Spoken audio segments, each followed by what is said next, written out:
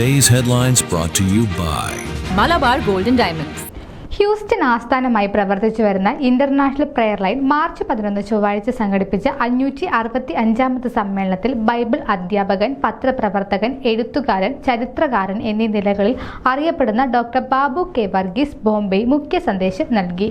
ഇന്ത്യയിൽ ക്രൈസ്തവർ നേരിടുന്ന പീഡനങ്ങളെക്കുറിച്ച് നേരിട്ടിട്ടുള്ള തന്റെ ഹൃദയസ്പർശിയായ അനുഭവങ്ങൾ അദ്ദേഹം സമ്മേളനത്തിൽ പങ്കുവച്ചു.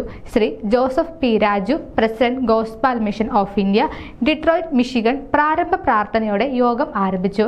വടക്കേ ഇന്ത്യയിലെ ക്രിസ്ത്യാനികൾ നേരിടുന്ന പീഡനങ്ങൾ, ശത്രുത, വെല്ലുവിളികൾ എന്നിവയെക്കുറിച്ചുള്ള നേരിട്ടുള്ളതും കൃത്യവുമായ വിവരങ്ങൾ ഡോക്ടർ ബാബു വർഗീസ് സമ്മേളനത്തിൽ പങ്കിടുമെന്നും നിങ്ങളുടെ പ്രാർത്ഥനാപൂർവമായ പങ്കാളിത്തം ഇന്ത്യയിലും ലോകമെമ്പാടുമുള്ള വിശ്വാസത്തിന്റെ പേരിൽ പീഡിപ്പിക്കപ്പെടുന്നവരുമായി നിലകൊള്ളുന്നതിൽ നമ്മുടെ ഐക്യദാർഢ്യം, പ്രതിബദ്ധത എന്നിവ പ്രകടമാക്കുന്നതിനുള്ള അവസരമാണിതെന്നും സ്വാഗതം ആശംസിച്ചുകൊണ്ട് IPL കോർഡിനേറ്റർ CV സാമുവൽ ആമുഖമായി പറഞ്ഞു. തുടർന്ന് മുഖ്യാതിഥി ഡോക്ടർ ബാബു വർഗീസിനെ പരിചയപ്പെടുത്തുകയും മുഖ്യ സന്ദേശം നൽകുന്നതിനും ക്ഷണിക്കുകയും ചെയ്തു.